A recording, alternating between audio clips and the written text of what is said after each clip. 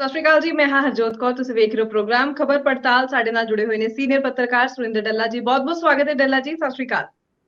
ਸਤਿ ਸ਼੍ਰੀ ਅਕਾਲ ਹਰਜੋਤ ਜੀ, ਤੁਹਾਡਾ ਵੀ ਔਰ ਦੁਨੀਆ ਦੇ ਸਾਰੇ ਸਾਡੇ ਪੰਜਾਬੀਆਂ ਦਾ ਬਹੁਤ ਬਹੁਤ ਧੰਨਵਾਦ ਜੀ ਡੱਲਾ ਜੀ, ਖਾਸ ਖਬਰਾਂ ਦੀ ਗੱਲ ਕਰੀਏ ਤਾਂ ਕੱਲ ਜੋ ਖਬਰ ਬਹੁਤ ਸੁਰਖੀਆਂ ਵਿੱਚ ਰਹੀ, ਖਾਸ ਖਬਰ ਅਸੀਂ ਕਹਿ ਸਕਦੇ ਹਾਂ ਕਿ ਬਿਕਰਮ ਮਜੀਠੀਆ ਨੂੰ ਜਦੋਂ ਜ਼ਮਾਨਤ ਮਿਲੀ ਹੈ ਤਾਂ ਉਸ ਤੋਂ ਬਾਅਦ ਇੱਕ ਨਵੇਂ ਸਮੀਕਰਨ ਬਣਦੇ ਜ਼ਰੂਰ ਦਿਖ ਰਹੇ ਨੇ। ਇਸ ਦੇ ਉੱਪਰ ਚਰਚਾ ਜ਼ਰੂਰ ਕਰਾਂਗੇ ਕਿ ਪੰਜਾਬ ਦੀ ਸਿਆਸਤ ਵਿੱਚ ਹੁਣ ਕੀ ਸਮੀਕਰਨ ਨਵੇਂ ਬਣਨਗੇ ਬਿਕਰਮ ਮਜੀਠੀਆ ਦੀ ਜ਼ਮਾਨਤ ਤੋਂ ਬਾਅਦ।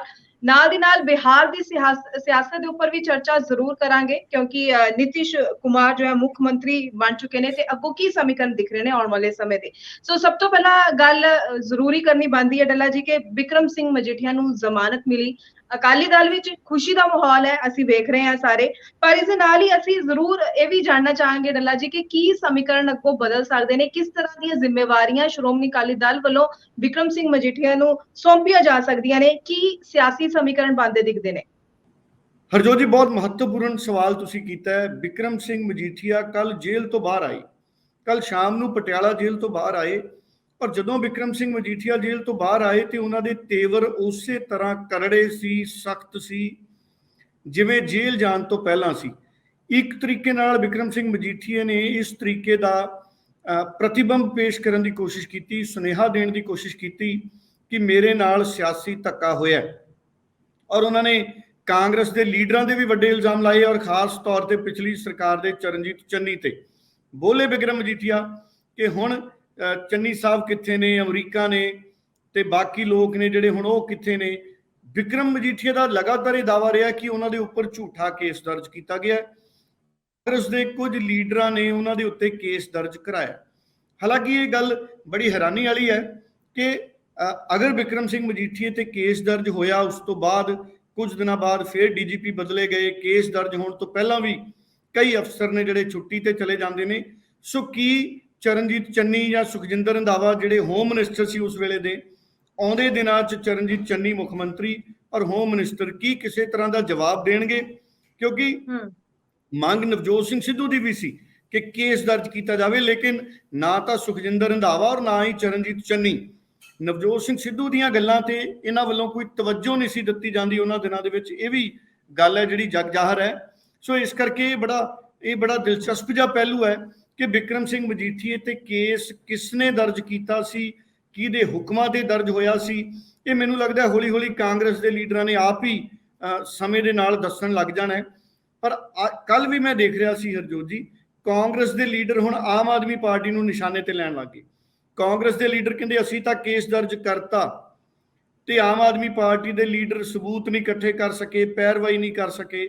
ਸੋ ਇਸ ਕਰਕੇ ਕਾਂਗਰਸ ਦੇ ਬਹੁਤ ਸਾਰੇ ਲੀਡਰਾਂ ਦੀ ਸ਼ੁਰੂ ਤੋਂ ਹੀ ਇਸ ਮਸਲੇ ਤੇ ਇੱਕ ਇਸ ਤਰ੍ਹਾਂ ਦੀ ਸਿਆਸਤ ਰਹੀ ਹੈ। ਮੈਨੂੰ ਲੱਗਦਾ ਇਸ ਤਰ੍ਹਾਂ ਦੀ ਸਿਆਸਤ ਨਹੀਂ ਹੋਣੀ ਚਾਹੀਦੀ। ਪਰ ਚੁਣੌਤੀ ਹੁਣ ਆਮ ਆਦਮੀ ਪਾਰਟੀ ਦੇ ਅੱਗੇ ਵੀ ਹੈ ਵੀ ਕੀ ਆਮ ਆਦਮੀ ਪਾਰਟੀ ਕੋਈ ਸਬੂਤ ਲੱਭ ਸਕੇਗੀ ਜਾਂ ਨਹੀਂ। ਹੁਣ ਜਿਹੜੀ ਗੱਲ ਤੁਸੀਂ ਬਿਕਰਮ ਮਜੀਠੀਆ ਉਹਨਾਂ ਦੀ ਕਹੀ, ਦੇਖੋ ਅਦਾਲਤਾਂ ਦੇ ਜੱਜਮੈਂਟ ਤੋਂ ਵੀ ਇਹ ਗੱਲਾਂ ਸਾਫ਼ ਹੋ ਰਹੀਆਂ ਨੇ ਕਿ ਇੱਕ ਤਾਂ ਪੰਜਾਬ ਦੀ ਸਰਕਾਰ ਜਿਹੜੀ SIT ਬਣੀ ਸੀ, ਸਰਕਾਰ ਬਣਨ ਤੋਂ ਬਾਅਦ ਅੱਜ ਤੱਕ ਚਲਾਨ ਨਹੀਂ ਪੇਸ਼ ਕਰ ਸਕੀ। ਹਾਲਾਂਕਿ 180 ਦਿਨ ਦਾ ਵਕਤ ਹੁੰਦਾ, ਹਜੇ 180 ਦਿਨ ਹੋਏ ਨਹੀਂ। 24 ਫਰਵਰੀ ਨੂੰ ਬਿਕਰਮ ਸਿੰਘ ਮਜੀਠੀਆ ਉਹਨਾਂ ਨੇ ਜਿਹੜਾ ਹੈਗਾ ਸਰੈਂਡਰ ਕੀਤਾ ਸੀ ਆਪਣੇ ਆਪ ਨੂੰ ਅਦਾਲਤ ਦੇ ਵਿੱਚ। ਸੋ ਇੱਕ ਤਾਂ ਚਲਾਨ ਆਮ ਆਦਮੀ ਪਾਰਟੀ ਦੀ ਸਰਕਾਰ ਵੀ ਨਹੀਂ ਪੇਸ਼ ਕਰ ਸਕੀ, ਕੋਈ ਸਬੂਤ ਤੱਥ ਬਹੁਤੇ ਮਿਲੇ ਹੋਣ ਅਦਾਲਤਾਂ ਦੇ ਵਿੱਚ ਗਏ ਨਹੀਂ। ਇੱਕ ਅੱਧੀ ਵਾਰੀ ਤਾਂ ਅਦਾਲਤ ਦੇ ਵਿੱਚ ਸਰਕਾਰੀ ਪੱਖ ਆਮ ਆਦਮੀ ਪਾਰਟੀ ਦਾ ਪੇਸ਼ ਵੀ ਨਹੀਂ ਹੋਇਆ, ਜਿਹਦੇ ਕਰਕੇ ਸੁਣਵਾਈਆਂ ਟਲੀਆਂ। ਪਰ ਜਿਸ ਤਰ੍ਹਾਂ ਦੀ ਖੁਸ਼ੀ ਅਕਾਲੀ ਦਲ ਵੱਲੋਂ ਪ੍ਰਗਟ ਕੀਤੀ ਗਈ, ਉਹ ਇਹ ਗੱਲ ਦੀ ਖੁਸ਼ੀ ਤਾਂ ਹੈਗੀ ਹੈ ਕਿ ਬਿਕਰਮ ਸਿੰਘ ਮਜੀਠੀਆ ਅੰਡਰ ਟਰਾਇਲ ਸੀ, ਕੈਦੀ ਵਿਚਾਰਾਧੀਨ ਕੈਦੀ ਸੀ, ਜੇਲ੍ਹ ਦੇ ਵਿੱਚ ਜੁਡੀਸ਼ੀਅਲ ਕਸਟਡੀ ਦੇ ਵਿੱਚ ਸੀ। ਸੋ ਅਕਾਲੀ ਦਲ ਦੇ ਲੀਡਰ ਖੁਸ਼ੀ ਤਾਂ ਮਨਾਉਣਗੇ। ਉਹਨਾਂ ਨੇ ਕੱਲ ਭੰਗੜੇ ਵੀ ਪਾਏ, ਲੱਡੂ ਵੀ ਵੰਡੇ, ਸਾਰੇ ਵੱਡੇ ਲੀਡਰਾਂ ਦੇ ਬਿਆਨ ਆ ਗਏ। ਲੇਕਿਨ ਅਕਾਲੀ ਦਲ ਕਿਤੇ ਨਾ ਕਿਤੇ ਇਹਦੇ ਤੋਂ ਸਿਆਸੀ ਮਾਈਲੇਜ ਵੀ ਲੈਣਾ ਚਾਹੁੰਦਾ ਹੈ। ਔਰ ਅਕਾਲੀ ਲੀਡਰਾਂ ਨੇ ਇਸ ਤਰੀਕੇ ਨਾਲ ਕਹਿਣਾ ਸ਼ੁਰੂ ਕੀਤਾ ਕਿ ਇਸ ਕਰਕੇ ਬੇਲ ਮਿਲੀ ਹੈ ਕਿਉਂਕਿ ਠੋਸ ਸਬੂਤ ਹੈ ਨਹੀਂ ਸੀ, ਜਦਕਿ ਹਜੇ ਤਾਂ ਮਾਮਲੇ ਨੇ ਬਹੁਤ ਲੰਮਾ ਚੱਲਣਾ ਹੈ। ਹਜੇ ਤਾਂ ਡਿਪੈਂਡ ਕਰੂਗਾ ਵੀ ਕੀ ਆਮ ਆਦਮੀ ਪਾਰਟੀ ਦੀ ਸਰਕਾਰ 'ਚ ਪੁਲਿਸ ਨਿਰਪੱਖਤਾ ਦੇ ਨਾਲ ਕੋਈ ਸਬੂਤ ਲੱਭ ਸਕੂ ਜਾਂ ਕੋਈ ਸਬੂਤ ਹੈ ਹੀ ਨਹੀਂ। ਇਹ ਦੋ ਹੀ ਪਹਿਲੂ ਨੇ, ਜਾਂ ਤਾਂ ਸਬੂਤ ਨਹੀਂ ਹੈ ਜਾਂ ਸਬੂਤ ਲੱਭਣੇ ਪੈਣਗੇ, ਕਿਉਂਕਿ ਬਹੁਤ ਲੰਮਾ ਅਰਸਾ ਹੋ ਗਿਆ, ਸਬੂਤ ਨਸ਼ਟ ਵੀ ਹੋ ਜਾਂਦੇ ਨੇ। ਔਰ ਪੋਲੀਟੀਕਲ ਲੋਕਾਂ ਦੇ ਖਿਲਾਫ ਕਈ ਵਾਰੀ ਜਿਹੜੇ ਪੁਲਿਸ ਆਫੀਸਰ ਨੇ ਉਹ ਵੀ ਕਾਰਵਾਈਆਂ ਕਰਨ ਤੋਂ ਗੁਰੇਜ਼ ਕਰਦੇ ਨੇ। ਇਸੇ ਕਰਕੇ ਜਦੋਂ ਬਿਕਰਮ ਸਿੰਘ ਮਜੀਠੀਆ ਨੂੰ ਗ੍ਰਿਫਤਾਰੀ ਵੀ ਕੀਤੀ ਗਈ, ਉਹਨਾਂ ਨੇ ਸਰੈਂਡਰ ਕੀਤਾ, ਤੇ ਕੋਈ ਉਹਨਾਂ ਦੇ ਪੁਲਿਸ ਰਿਮਾਂਡ ਲੈ ਕੇ ਪੁੱਛਗਿੱਛ ਕਰਨ ਦੀ ਕੋਈ ਬਹੁਤੀ ਗੱਲ ਆਮ ਆਦਮੀ ਪਾਰਟੀ ਦੀ ਸਰਕਾਰ 'ਚ ਵੀ ਪੁਲਿਸ ਵੱਲੋਂ ਨਜ਼ਰ ਨਹੀਂ ਆਈ। ਇਹ ਜਗ ਜ਼ਾਹਰ ਹੈ। ਹੁਣ ਜਿਹੜਾ ਤੁਹਾਡਾ ਸਵਾਲ ਸੀ ਪੋਲੀਟੀਕਲ, ਦੇਖੋ ਅਕਾਲੀ ਦਲ ਦੀ ਇਸ ਵਕਤ ਪੂਰੀ ਕੋਸ਼ਿਸ਼ ਹੈ ਕਿ ਬਿਕਰਮ ਮਜੀਠੀਆ ਜੇਲ੍ਹ ਤੋਂ ਬਾਹਰ ਆਏ ਨੇ ਔਰ ਇਸ ਮੁੱਦੇ ਨੂੰ ਅਸੀਂ ਇਸ ਤਰੀਕੇ ਨਾਲ ਪੇਸ਼ ਕਰੀਏ ਕਿ ਕਾਂਗਰਸ ਨੇ ਔਰ ਆਮ ਆਦਮੀ ਪਾਰਟੀ ਨੇ ਮਿਲ ਕੇ ਬਿਕਰਮ ਸਿੰਘ ਮਜੀਠੀਆ ਦੇ ਨਾਲ ਸਿਆਸੀ ਨਾਇਨਸਾਫੀ ਕੀਤੀ ਹੈ। ਬਿਕਰਮ ਮਜੀਠੀਆ ਵੀ ਇਸ਼ਾਰਿਆਂ 'ਚ ਕੱਲ ਕਹਿ ਰਹੇ ਸੀ ਕਿ ਮੇਰੀ ਧਰਮ ਪਤਨੀ ਬੀਬੀ ਗਨੀਵ ਕੌਰ ਮਜੀਠੀਆ ਨੂੰ 26,000 ਤੋਂ ਵੱਧ ਵੋਟਾਂ ਦੇ ਨਾਲ ਲੋਕਾਂ ਨੇ ਜਿਤਾਇਆ। ਇਹਦਾ ਮਤਲਬ ਹੈ ਲੋਕ ਸਾਡੇ ਪਰਿਵਾਰ ਦੇ ਨਾਲ ਸੀ। ਇਹ ਬਿਕਰਮ ਮਜੀਠੀਆ ਨੇ ਇਹ ਕਹਿਣਾ ਚਾਹਿਆ। ਉਹਨਾਂ ਨੇ ਧੰਨਵਾਦ ਵੀ ਕੀਤਾ ਹਲਕੇ ਦੇ ਲੋਕਾਂ ਦਾ। ਔਰ ਬਿਕਰਮ ਮਜੀਠੀਆ ਨੇ ਨਾਲ ਇਹ ਵੀ ਕਿਹਾ ਕਿ ਦਸੰਬਰ 'ਚ ਮੇਰੇ ਤੇ FIR ਦਰਜ ਹੋਈ ਸੀ, ਉਹ ਮੈਨੂੰ ਚੋਣਾਂ ਤੋਂ, ਰਾਜਨੀਤੀ ਤੋਂ ਵੱਖ ਕਰਨ ਦੀ ਸਾਜ਼ਿਸ਼ ਦੇ ਤਹਿਤ ਹੋਈ ਸੀ। ਸੋ ਇਸ ਤਰੀਕੇ ਦੇ ਉਹਨਾਂ ਨੇ ਬਿਆਨ ਬਾਹਰ ਆ ਕੇ ਦਿੱਤੇ ਨੇ। ਦੂਸਰੇ ਪਾਸੇ ਅਕਾਲੀ ਦਲ ਦੇ ਜਿਹੜੇ ਲੀਡਰ ਨੇ ਉਹ ਲਗਾਤਾਰ ਇਹ ਕਹਿ ਰਹੇ ਨੇ ਕਿ ਬਿਕਰਮ ਮਜੀਠੀਆ ਦੇ ਖਿਲਾਫ ਸਬੂਤ ਨਹੀਂ ਸੀ, ਬਿਕਰਮ ਮਜੀਠੀਆ ਦੇ ਖਿਲਾਫ ਸਬੂਤ ਨਹੀਂ ਸੀ, ਤਾਂ ਕਿ ਇੱਕ ਇਸ ਤਰੀਕੇ ਦਾ ਪ੍ਰਭਾਵ ਬਣਾਇਆ ਜਾ ਸਕੇ ਕਿ ਬਿਕਰਮ ਸਿੰਘ ਮਜੀਠੀਏ ਤੇ ਕੇਸ ਪੋਲੀਟੀਕਲ ਰੰਜਿਸ਼ ਕਰਕੇ ਦਰਜ ਕੀਤਾ ਗਿਆ। ਜਿਵੇਂ ਅਦਾਲਤ ਦੇ ਵਿੱਚ ਵੀ ਅਕਾਲੀ ਦਲ ਦੀ ਇਹ ਪਲੀ ਹੈ ਉਹਨਾਂ ਦੇ ਐਡਵੋਕੇਟਸ ਦੀ ਕਿ ਇਹ ਪੋਲੀਟੀਕਲ ਵੈਂਡੇਟਾ ਦਾ ਕੇਸ ਹੈ। ਉਹ ਅਦਾਲਤ ਤੈਅ ਕਰੂਗੀ ਕਿ ਕੀ ਸੱਚਮੁੱਚ ਚਰਨਜੀਤ ਚੰਨੀ ਉਹਨਾਂ ਦੀ ਸਰਕਾਰ ਨੇ ਪੋਲੀਟੀਕਲ ਵੈਂਡੇਟਾ ਕਰਕੇ ਕੇਸ ਦਰਜ ਕੀਤਾ ਜਾਂ ਇਹਦੇ ਪਿੱਛੇ ਕੋਈ ਹੋਰ ਆਧਾਰ ਸੀ। ਪਰ ਅਕਾਲੀ ਦਲ ਹੁਣ ਇਸ ਗੱਲ ਤੇ ਪੂਰੀ ਤਰ੍ਹਾਂ ਨਾਲ ਸਿਆਸੀ ਲਾਹਾ ਲੈਣ ਦੇ ਰੌਹ 'ਚ ਹੈ। ਜਦੋਂ ਪ੍ਰਕਾਸ਼ ਸਿੰਘ ਬਾਦਲ ਔਰ ਸੁਖਬੀਰ ਸਿੰਘ ਬਾਦਲ ਵੀ ਪਟਿਆਲਾ ਜੇਲ੍ਹ ਦੇ ਵਿੱਚ ਸੀ, ਜਦੋਂ 2002 ਤੋਂ 2007 'ਚ ਕੈਪਟਨ ਅਮਰਿੰਦਰ ਦੀ ਸਰਕਾਰ ਸੀ, ਜਦੋਂ ਪ੍ਰਕਾਸ਼ ਸਿੰਘ ਬਾਦਲ ਔਰ ਸੁਖਬੀਰ ਬਾਦਲ ਰਹੇ ਪਟਿਆਲਾ ਜੇਲ੍ਹ 'ਚ, ਉਹਨਾਂ ਦਿਨਾਂ 'ਚ ਵੀ ਜਦੋਂ ਵਾਪਸ ਆਏ ਤੇ ਅਕਾਲੀ ਦਲ ਦੇ ਹੱਕ 'ਚ ਇੱਕ ਵੱਡੀ ਲਹਿਰ ਬਣੀ ਸੀ। ਇਹ ਗੱਲ ਕਹਿਣ ਦੀ ਕੋਸ਼ਿਸ਼ ਕੀਤੀ ਗਈ ਸੀ ਉਦੋਂ ਵੀ ਕਿ ਕੈਪਟਨ ਅਮਰਿੰਦਰ ਨੇ ਧੱਕਾ ਕੀਤਾ। ਔਰ 2007 ਤੋਂ ਬਾਅਦ ਵੀ ਜਦੋਂ ਚੋਣਾਂ ਹੋਈਆਂ ਉਦੋਂ ਤਾਂ ਚਲੋ ਸਰਕਾਰ ਅਕਾਲੀ ਦਲ ਦੀ ਬਣੀ। ਸੋ ਜਦੋਂ ਜੇਲ੍ਹ ਗਏ ਉਸ ਤੋਂ ਬਾਅਦ ਜਿਹੜੀਆਂ ਲੋਕ ਸਭਾ ਚੋਣਾਂ ਆਈਆਂ ਸੀ ਉਹਦੇ ਵਿੱਚ ਵੀ ਅਕਾਲੀ ਦਲ ਨੂੰ ਕਾਫੀ ਜ਼ਿਆਦਾ ਫਾਇਦਾ ਹੋਇਆ ਸੀ। 2004 ਦੀਆਂ ਉਹ ਲੋਕ ਸਭਾ ਦੀਆਂ ਚੋਣਾਂ ਸੀ। ਸੋ 4 ਦੀਆਂ ਲੋਕ ਸਭਾ ਚੋਣਾਂ ਦੇ ਵਿੱਚ ਵੀ ਮੈਂ ਆਪ ਗਵਾਹ, ਉਦੋਂ ਬਹੁਤ ਜ਼ਿਆਦਾ ਸਮਰਥਨ 'ਚ ਅਕਾਲੀ ਦਲ ਦੇ ਲਹਿਰ ਬਣੀ ਸੀ। ਸੋ ਉਸੇ ਤਰ੍ਹਾਂ ਦਾ ਮਾਹੌਲ ਬਣਾਉਣ ਦੀ ਕੋਸ਼ਿਸ਼ ਅਕਾਲੀ ਦਲ ਵੱਲੋਂ ਹੁਣ ਕੀਤੀ ਜਾਣੀ ਹੈ। ਔਰ ਤੁਹਾਡਾ ਜਿਹੜਾ ਸਵਾਲ ਸੀ ਹਰਜੋਤ ਜੀ ਉਹ ਬੜਾ ਅਹਿਮ ਹੈ। ਅਕਾਲੀ ਦਲ ਦੀ ਹੁਣ ਕੋਸ਼ਿਸ਼ ਹੋਊਗੀ ਕਿ ਜਿਹੜੀਆਂ ਬਾਗੀ ਸੁਰਾਂ ਨੇ, ਜਿਹੜੇ ਲੋਕ ਕੁਝ ਪਾਰਟੀ ਦੇ ਖਿਲਾਫ ਬੋਲਦੇ ਨੇ, ਅਕਾਲੀ ਦਲ ਦੀ ਲੀਡਰਸ਼ਿਪ ਤੇ ਸਵਾਲ ਚੱਕਦੇ ਨੇ, ਉਹਨਾਂ ਨੂੰ ਹੁਣ ਟੈਕਲ ਕੀਤਾ ਜਾਵੇ, ਉਹਨਾਂ ਨੂੰ ਪਾਰਟੀ 'ਚ ਲਾਂਭੇ ਕੀਤਾ ਜਾਵੇ ਜਾਂ ਉਹਨਾਂ ਦਾ ਕੱਦ ਘਟਾਇਆ ਜਾਵੇ। ਤੇ ਨਿਸ਼ਚਿਤ ਤੌਰ ਤੇ ਬਿਕਰਮ ਸਿੰਘ ਮਜੀਠੀਏ ਨੂੰ ਕੋਈ ਵੱਡੀ ਜ਼ਿੰਮੇਵਾਰੀ ਮਿਲ ਸਕਦੀ ਹੈ ਸੰਗਠਨ 'ਚ, ਕਿਉਂਕਿ ਅਕਾਲੀ ਦਲ ਦਾ ਢਾਂਚਾ ਭੰਗ ਹੈ। ਪਹਿਲਾਂ ਵੀ ਯੂਥ ਅਕਾਲੀ ਦਲ ਦੇ ਪ੍ਰਧਾਨ ਰਹਿ ਚੁੱਕੇ ਨੇ ਬਿਕਰਮ ਸਿੰਘ ਮਜੀਠੀਆ। ਹੁਣ ਬਿਕਰਮ ਮਜੀਠੀਏ ਦੇ ਜੇਲ੍ਹ 'ਚੋਂ ਬਾਹਰ ਆਉਣ ਤੋਂ ਬਾਅਦ ਆਮ ਆਦਮੀ ਪਾਰਟੀ ਦੇ ਨਾਲ ਅਕਾਲੀ ਦਲ ਦੀ ਜਿਹੜੀ ਟਕਰਾਅ ਦੀ ਸਿਆਸਤ ਹੈ ਉਹ ਸਾਨੂੰ ਬੜੇ ਜ਼ਬਰਦਸਤ ਤਰੀਕੇ ਨਾਲ ਦਿਖੂ, ਕਿਉਂਕਿ ਬਿਕਰਮ ਸਿੰਘ ਮਜੀਠੀਆ ਵੀ ਖੂਬ ਤੇਜ਼ ਤਰਾਰ ਆਗੂ ਨੇ।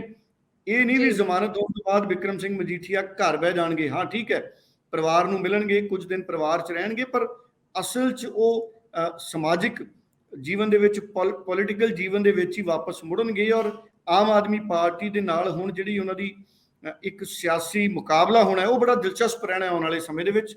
ਔਰ ਮੈਨੂੰ ਲੱਗਦਾ ਹੈ ਕਿ ਅਕਾਲੀ ਦਲ ਇੱਕ ਬਹੁਤ ਵੱਡੀ ਜ਼ਿੰਮੇਵਾਰੀ ਬਿਕਰਮ ਮਜੀਠੀਆ ਨੂੰ ਇਸ ਵਾਰ ਦੇਣ ਜਾ ਰਿਹਾ ਹੈ ਔਰ ਚੰਗੀ ਜ਼ਿੰਮੇਵਾਰੀ ਉਹਨਾਂ ਨੂੰ ਦੇਣਗੇ ਤਾਂ ਕਿ ਸੁਖਬੀਰ ਬਾਦਲ, ਬਿਕਰਮ ਸਿੰਘ ਮਜੀਠੀਆ, ਹਰਸਿਮਰਤ ਕੌਰ ਬਾਦਲ, ਇਹਨਾਂ ਦਾ ਜਿਹੜਾ ਵਰਚਸਵ ਹੈ, ਜਿਹੜਾ ਦਬਦਬਾ ਹੈ ਅਕਾਲੀ ਦਲ ਤੇ, ਉਹ ਬਣਿਆ ਰਹੇ। ਭਾਈ ਇਹ ਤਾਂ ਬਹੁਤ ਛੋਟਾ ਜਿਹਾ ਤਸ਼ੱਦਦ ਹੈ ਸਾਡੇ ਵੱਡ ਵਡੇਰਿਆਂ ਨੇ, ਗੁਰੂ ਸਾਹਿਬਾਨਾਂ ਨੇ ਜ਼ੁਲਮ ਦਾ ਟਾਕਰਾ ਕਿਵੇਂ ਕਰਨਾ ਹੈ ਉਹ ਗੁਰੂ ਸਾਹਿਬ ਸਾਨੂੰ ਰਸਤਾ ਦਿਖਾ ਗਏ। ਔਰ ਇਹ ਸਰਕਾਰਾਂ ਇਹ ਜੇ ਜ਼ੁਲਮ ਕਰਦੀਆਂ ਹੁੰਦੀਆਂ ਤੇ ਜਿਹਨੇ ਜ਼ੁਲਮ ਕੀਤਾ ਸੀ ਉਹ ਮੁੱਖ ਮੰਤਰੀ ਤਾਂ ਲੱਭਦਾ ਨਹੀਂ ਕਿਤੇ ਸਾਬਕਾ, ਨਾ 3 'ਚ, ਨਾ 13 'ਚ, ਨਾ 13 'ਚ, ਨਾ 17 'ਚ, ਆਉਂਦਾ ਕਿਉਂ ਨਹੀਂ ਅਮਰੀਕਾ ਤੋਂ। ਔਰ ਜਿਹਨੇ ਦੂਜੇ ਨੇ ਕੀਤਾ ਸੀ ਉਹ ਮੇਰੇ ਗਵਾਂਢ 'ਚ ਕੰਧਾਂ ਨਾਲ ਵੱਜਦਾ ਫਿਰਦਾ ਸੀ। ਮੈਂ ਉਹਦੀ ਵੀ ਸੁੱਖ ਮੰਗਦਾ, ਮੈਂ ਉਹਦੀ ਵੀ ਸੁੱਖ ਮੰਗਦਾ ਆਪਦੇ ਭਰਾ ਦੀ, ਮਗਰ ਰੱਬ ਦਾ ਇਨਸਾਫ ਹੈ।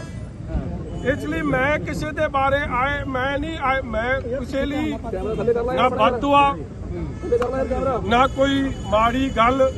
ਰੱਬ ਉਹਨਾਂ ਨੂੰ ਵੀ ਖੁਸ਼ ਰੱਖੇ। ਮਜੀਠੀਆ ਸਾਹਿਬ ਬੀਜੇਪੀ ਨੇ ਰੱਬ ਮੇਰੇ ਸੱਜਣਾ ਮਿੱਤਰਾਂ ਨੂੰ ਉਹਨਾਂ ਮਾਵਾਂ ਭੈਣਾਂ ਨੂੰ ਜਿਨ੍ਹਾਂ ਨੇ ਮੇਰੇ ਲਈ ਅਰਦਾਸ ਬੇਨਤੀ ਕੀਤੀ, ਪ੍ਰਮਾਤਮਾ ਉਹਨਾਂ ਨੂੰ ਵੀ ਦੁਨੀਆ ਦੀ ਹਰ ਖੁਸ਼ੀ ਦੇਵੇ। ਇਸ ਲਈ ਮੇਰੀ ਇੱਕ ਹੋਰ ਅਪੀਲ ਹੈ, ਔਰ ਅੱਜ ਮੇਰੀ ਅਪੀਲ ਹੈ ਸਰਕਾਰਾਂ ਨੂੰ ਹੈ, ਚਲੋ ਸਾਡੇ ਨਾਲ ਤਾਂ ਤੁਸੀਂ ਜੋ ਸਿਆਸੀ ਕਿਹੜਾ ਕੱਢਣੀਆਂ ਕੱਢ ਲਓ, ਮਗਰ 75 ਸਾਲ ਆਜ਼ਾਦੀ ਦੇ ਅਸੀਂ ਮਨਾ ਰਹੇ ਹਾਂ। ਮੇਰੀ ਸਰਕਾਰ ਅੱਗੇ ਅਪੀਲ ਹੈ ਕਿ ਬੰਦੀ ਸਿੰਘਾਂ ਦੀ ਰਿਹਾਈ ਹੋਣੀ ਚਾਹੀਦੀ।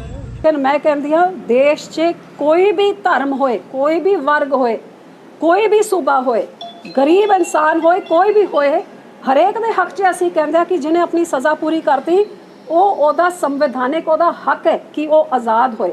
ਮੈਂ ਆਪਣੇ ਸਿੱਖਾਂ ਦੀ ਗੱਲ ਇਸ ਕਰਕੇ ਕਰਦੀ ਹਾਂ, ਆਪਣੀ ਬੰਦੀ ਸਿੱਖਾਂ ਦੀ, ਕਿਉਂਕਿ ਉਹ ਸਾਡੇ ਪੰਜਾਬ ਦੇ ਮੇਰੇ ਆਪਣੇ ਨੇ। ਤੇ ਜੇ ਉਹਨਾਂ ਨੇ 25-25 30-30 ਸਾਲ ਦੋ ਵਾਰੀ ਉਹਨਾਂ ਦੀ ਸਜ਼ਾਵਾਂ ਪੂਰੀਆਂ ਹੋ ਗਈਆਂ ਨੇ, ਫਿਰ ਕਿਉਂ ਉਹਨਾਂ ਨੂੰ ਬੰਦ ਕਰਕੇ ਰੱਖਿਆ ਹੈ? ਤੇ ਇੰਦਰਾ ਗਾਂਧੀ ਦੇ ਕਾਤਲ ਰਿਹਾ ਹੋ ਸਕਦੇ ਤਾਂ ਸਾਡੇ ਬੰਦੀ ਭਰਾ ਕਿਉਂ ਨਹੀਂ? ਰਾਜੀਵ ਗਾਂਧੀ ਦੇ ਕਾਤਲ ਰਿਹਾ ਹੋ ਸਕਦੇ ਨੇ ਤਾਂ ਸਾਡੇ ਬੰਦੀ ਸਿੱਖ ਕਿਉਂ ਨਹੀਂ ਹੋ ਸਕਦੇ?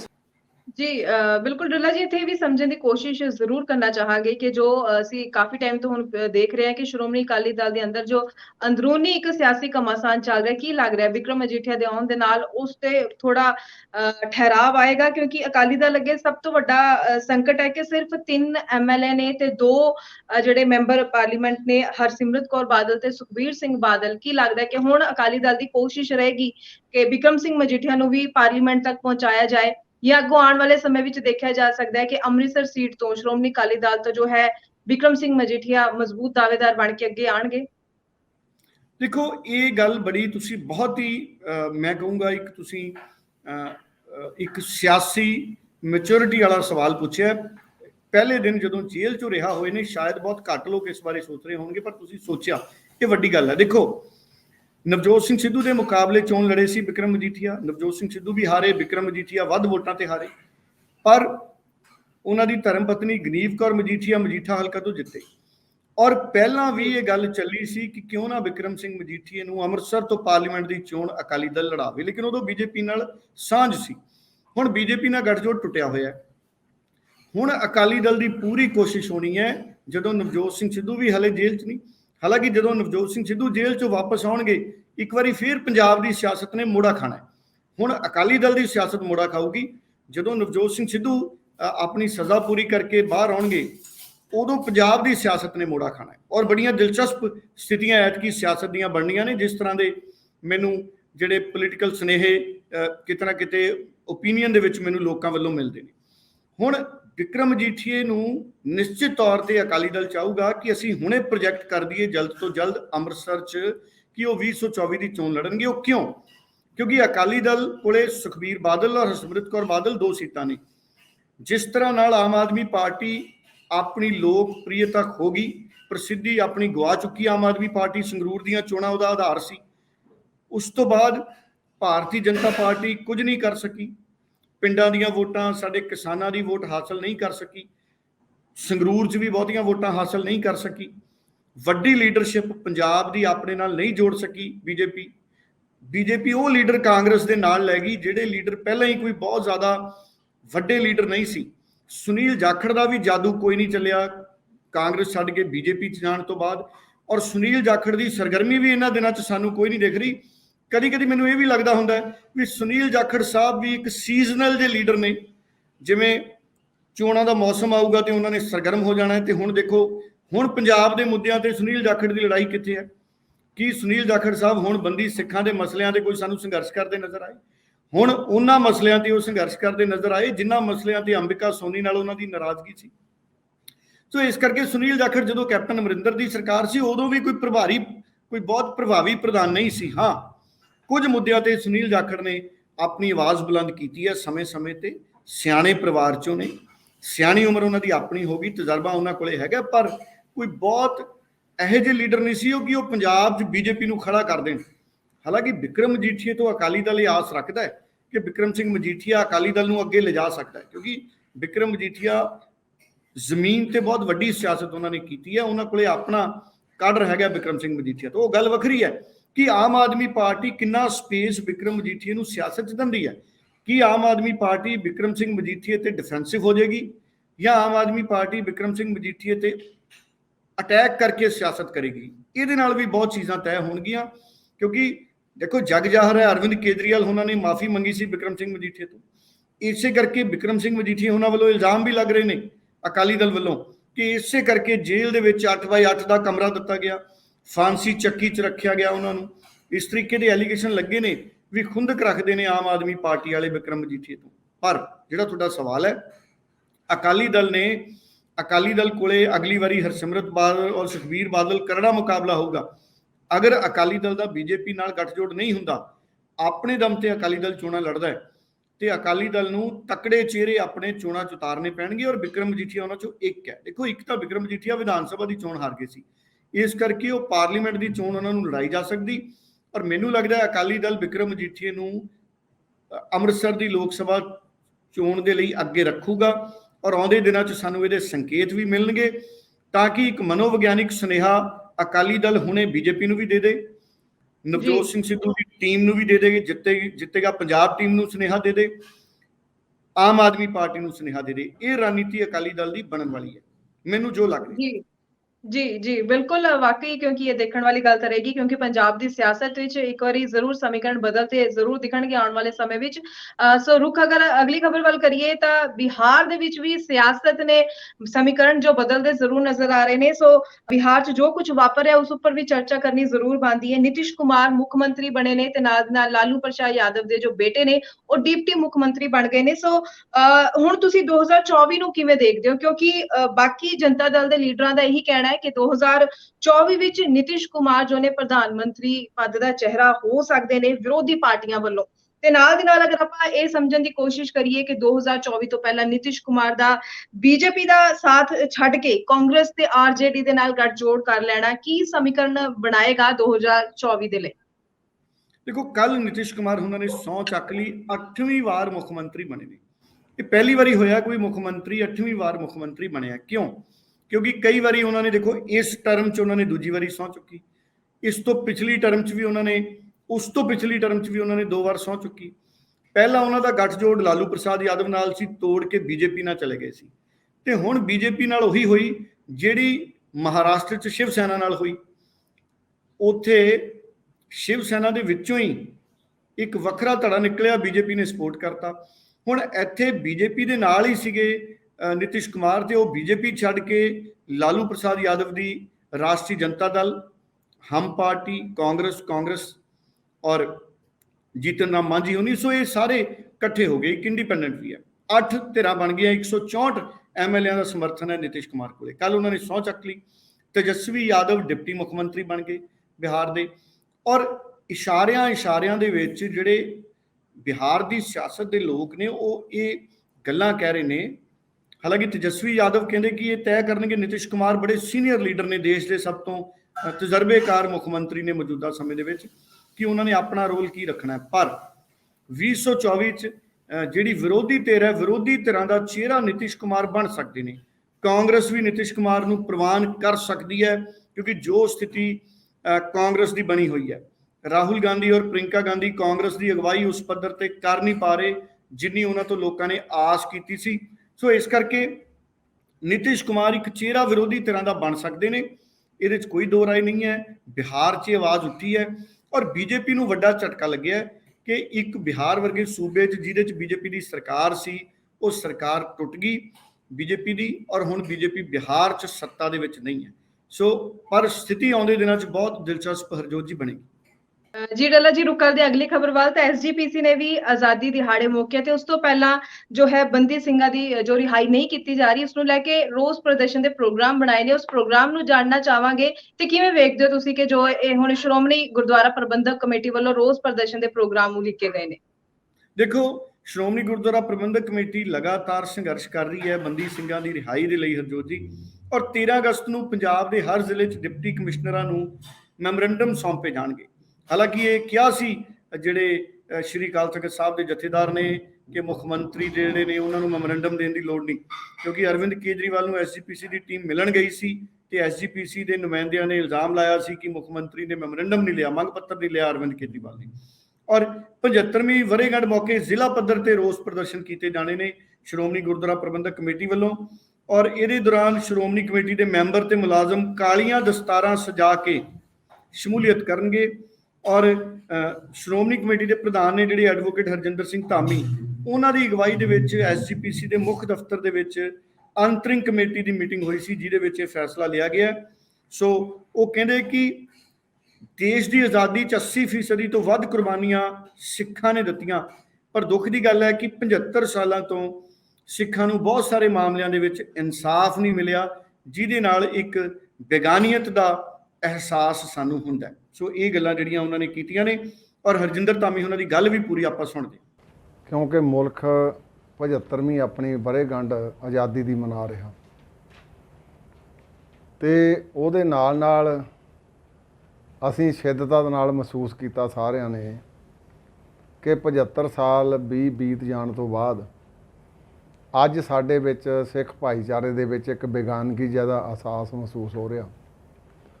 ਉਹਦਾ ਸਭ ਤੋਂ ਵੱਡਾ ਕਾਰਨ ਕਿ 75ਵੀਂ ਵਰ੍ਹੇਗੰਢ 'ਤੇ ਇਸ ਸਰਕਾਰ ਨੂੰ ਚਾਹੀਦਾ ਸੀ ਕਿ ਸਾਡੇ ਜਿਹੜੇ ਬੰਦੀ ਸਿੰਘ ਕਾਨੂੰਨ ਮੁਤਾਬਕ ਵੱਡੀ ਸਜ਼ਾ ਭੁਗਤ ਚੁੱਕੇ ਉਹਨਾਂ ਨੂੰ ਰਿਹਾ ਕੀਤਾ ਜਾਂਦਾ।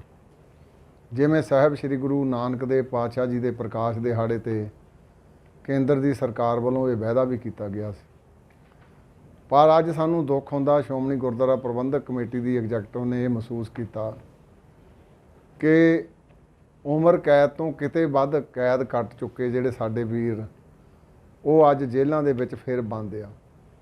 ਤੇ ਅਸੀਂ ਅੱਜ ਕੇਂਦਰ ਦੀ ਸਰਕਾਰ ਤੋਂ ਇਹ ਮੰਗ ਵੀ ਕੀਤੀ ਤੇ ਰੋਸ ਵੀ ਉਸ ਸਰਕਾਰ ਦੇ ਨਾਲ ਕੀਤਾ ਕਿ ਜਿਹੜੇ ਸਾਰੇ ਲੰਬੇ ਅਰਸੇ ਤੋਂ ਨਜ਼ਰਬੰਦ ਆ ਔਰ ਮਨੁੱਖੀ ਹੱਕੀ ਹਕੂਕਾਂ ਦਾ ਇਹ ਇੱਕ ਉਲੰਘਣਾ ਵੀ ਆ, ਤੇ ਇਸ ਕਰਕੇ ਇਹਨਾਂ ਨੂੰ ਜਿਹੜਾ ਆ ਉਹ ਤੁਰੰਤ ਰਿਹਾ ਕਰਨਾ ਚਾਹੀਦਾ, ਨਹੀਂ ਤਾਂ ਸਿੱਖਾਂ ਦੇ ਵਿੱਚ ਇਸ ਗੱਲ ਦਾ ਭਾਰੀ ਰੋਸ ਹੈ ਤੇ ਰਹੂਗਾ ਵੀ।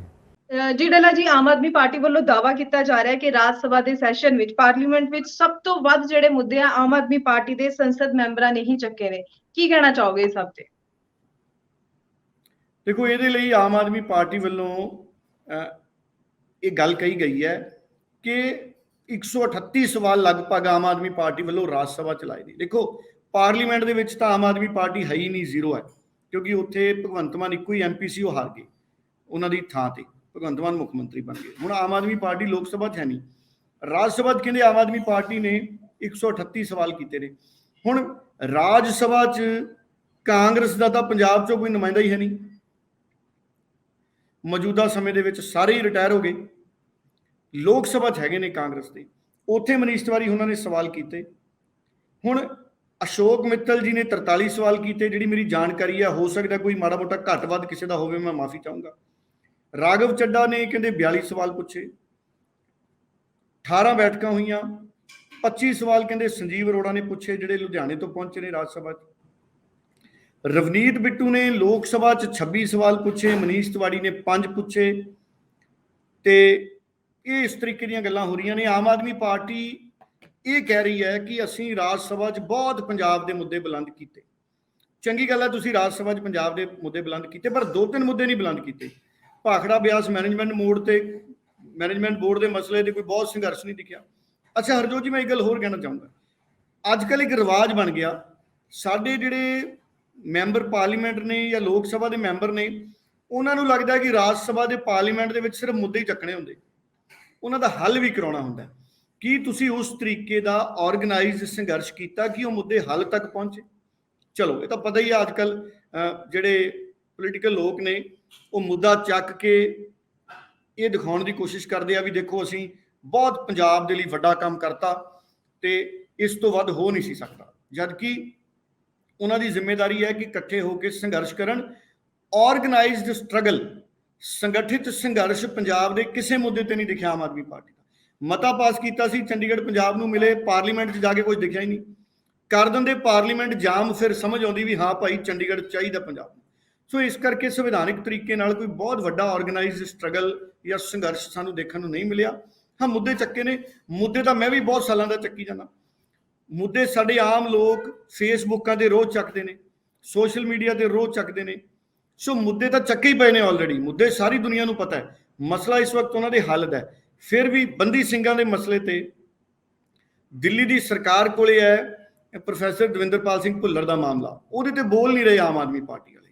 ਹੁਣ ਉਹਨਾਂ ਦੀ ਸਰਕਾਰ ਹੈ ਪੰਜਾਬ 'ਚ, ਸਿੱਖਾਂ ਨਾਲ ਜੁੜੇ ਹਰ ਮਸਲੇ ਤੇ ਉਹਨਾਂ ਨੂੰ ਗੱਲ ਰੱਖਣੀ ਚਾਹੀਦੀ ਹੈ, ਇਹ ਉਹਨਾਂ ਦੀ ਡਿਊਟੀ ਹੈ। ਚਲੋ ਹੁਣ ਇਹਦੇ ਨਾਲ ਨਾਲ ਹੋਰ ਬਹੁਤ ਸਾਰੇ ਮਸਲੇ ਨੇ ਸਾਡੇ। ਚੰਡੀਗੜ੍ਹ ਦਾ ਮਸਲਾ ਸੀ, ਜਿਵੇਂ ਮੈਂ ਗੱਲ ਕੀਤੀ, ਪਾਣੀਆਂ ਦਾ ਮਸਲਾ ਸੀ, ਕੋਈ ਆਰਗੇਨਾਈਜ਼ਡ ਸੰਘਰਸ਼ ਸਾਨੂੰ ਦੇਖਣ ਨੂੰ ਨਹੀਂ ਮਿਲਿਆ। ਬੰਦੀ ਸਿੰਘਾਂ ਦੇ ਮਸਲੇ ਤੇ ਅੱਜ ਤੱਕ ਪੰਜਾਬ ਦੀ ਸਰਕਾਰ ਦਾ ਕੋਈ ਸੰਘਰਸ਼ ਨਹੀਂ ਮੈਨੂੰ ਦਿਖਿਆ। ਆਮ ਆਦਮੀ ਪਾਰਟੀ ਸਰਕਾਰ ਬਣਨ ਤੋਂ ਬਾਅਦ ਆਮ ਆਦਮੀ ਪਾਰਟੀ ਦੀ ਸਰਕਾਰ ਦਾ ਬੰਦੀ ਸਿੰਘਾਂ ਦੀ ਰਿਹਾਈ ਦੇ ਮਸਲੇ ਤੇ ਕੋਈ ਸੰਘਰਸ਼ ਨਹੀਂ ਦਿਖਿਆ, ਜਦਕਿ ਬੰਦੀ ਸਿੰਘਾਂ ਦੀ ਰਿਹਾਈ ਕਾਨੂੰਨੀ ਤੌਰ ਤੇ ਮੰਗੀ ਜਾ ਰਹੀ ਹੈ। ਸੋ ਆਮ ਆਦਮੀ ਪਾਰਟੀ ਨੂੰ ਪੰਜਾਬ 'ਚ ਸਾਰੇ ਭਾਈਚਾਰਿਆਂ ਦੇ ਮਸਲਿਆਂ ਦੀ ਆਵਾਜ਼ ਚੱਕਣੀ ਚਾਹੀਦੀ ਹੈ, ਤਾਂ ਹੀ ਭਵਿੱਖ 'ਚ ਉਹ ਮਹਿਸੂਸ ਕਰਨਗੇ ਕਿ ਸੰਗਰੂਰ ਤੋਂ ਵੱਖਰੇ ਨਤੀਜੇ ਆਉਣ। ਨਹੀਂ ਤਾਂ ਸੰਗਰੂਰ ਵਰਗੇ ਨਤੀਜੇ ਤੈਅ ਨੇ ਅਗਰ ਆਮ ਆਦਮੀ ਪਾਰਟੀ ਪੰਜਾਬੀਆਂ ਦੇ ਅਸਲ ਮੁੱਦਿਆਂ ਤੇ ਆਰਗੇਨਾਈਜ਼ ਸੰਘਰਸ਼ ਨਹੀਂ ਕਰੂਗੀ। ਔਰ ਮੈਂ ਜਿਵੇਂ ਪਹਿਲਾਂ ਸ਼ੁਰੂ 'ਚ ਗੱਲ ਕੀਤੀ, ਨਵਜੋਤ ਸਿੰਘ ਸਿੱਧੂ ਇੱਕ ਅਜਿਹਾ ਸ਼ਖਸ ਸੀ ਜਿਹਨੇ ਹਰ ਮੁੱਦੇ ਚੱਕੇ। ਉਹ ਕਿਸੇ ਭਾਈਚਾਰੇ ਨਾਲ ਸੰਬੰਧਿਤ ਮੁੱਦਾ ਹੋਵੇ, ਨਵਜੋਤ ਸਿੰਘ ਸਿੱਧੂ ਨੇ ਲੜਾਈ ਲੜੀ ਉਹਦੇ ਲਈ, ਤੇ ਜਿੱਦਾਂ ਹੀ ਉਹ ਜੇਲ੍ਹ 'ਚੋਂ ਬਾਹਰ ਆਉਣਗੇ ਇੱਕ ਵਾਰੀ ਫੇਰ ਉਹਨਾਂ ਦੀ ਲੜਾਈ ਜਿਹੜੀ ਹੈ ਉਹ ਸਾਨੂੰ ਵੇਖਣ ਨੂੰ ਮਿਲੂਗੀ ਪੰਜਾਬ ਦੇ ਮੁੱਦਿਆਂ ਤੇ। ਜੀ ਔਰ ਬਹੁਤ ਕਈ ਬਹੁਤ ਮੁੱਦੇ ਉਹ ਧੰਨਵਾਦ ਹੱਲ ਤੱਕ ਲੈ ਕੇ ਗਏ, ਨਵਜੋਤ ਸਿੱਧੂ ਕਈ ਮਸਲੇ ਹੱਲ ਤੱਕ ਵੀ ਲੈ ਕੇ ਗਏ।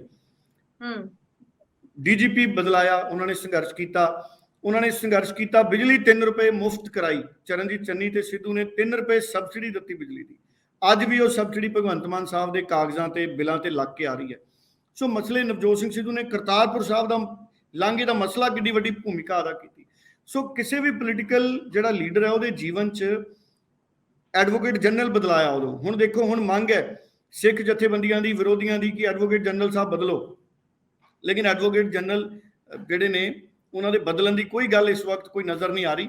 ਸੋ ਇਸ ਕਰਕੇ ਰਿਜ਼ਲਟ ਓਰੀਐਂਟਡ ਲੀਡਰਾਂ ਦੀ ਲੋੜ ਹੈ। ਸੁਖਪਾਲ ਖਹਿਰਾ, ਪ੍ਰਤਾਪ ਬਾਜਵਾ ਇਹ ਸੰਘਰਸ਼ ਕਰ ਰਹੇ ਨੇ ਜਿਨ੍ਹਾਂ ਨੂੰ ਮੈਂ ਦੇਖ ਰਿਹਾ। ਔਰ ਵਿਰੋਧੀ ਧਿਰਾਂ ਦੇ ਵਿੱਚੋਂ ਜੇ ਮੈਂ ਕਿਸਾਨੀ ਮੋਰਚੇ 'ਚੋਂ ਗੱਲ ਕਰਾਂ, ਸਾਡੇ ਐਡਵੋਕੇਟ ਨੇ ਜਿਹੜੇ ਵਾਲੀਆ ਸਾਹਿਬ ਨੇ, ਮੈਂ ਕਦੀ ਉਹਨਾਂ ਨੂੰ ਮਿਲਿਆ ਨਹੀਂ, ਪਰ ਮੈਂ ਉਹਨਾਂ ਦੀਆਂ ਪੋਸਟਾਂ ਪੜ੍ਹਦਾ ਰਹਿੰਦਾ ਸੋਸ਼ਲ ਮੀਡੀਆ ਤੇ, ਉਹ ਬੜੇ ਸੰਘਰਸ਼ ਕਰ ਰਹੇ ਨੇ ਪੰਜਾਬ ਦੇ ਮੁੱਦਿਆਂ ਤੇ। ਸੋ ਉਂਝ ਬਹੁਤ ਸਾਰੇ ਲੋਕ ਨੇ, ਕਿਸੇ ਦਿਨ ਸਾਰਿਆਂ ਦਾ ਜ਼ਿਕਰ ਕਰਾਂਗੇ। ਜੀ ਡੱਲਾ ਜੀ, ਖਬਰਾਂ ਦੀ ਪੜਤਾਲ ਲਈ ਤੁਹਾਡਾ ਬਹੁਤ ਬਹੁਤ ਧੰਨਵਾਦ। ਬਹੁਤ ਧੰਨਵਾਦ।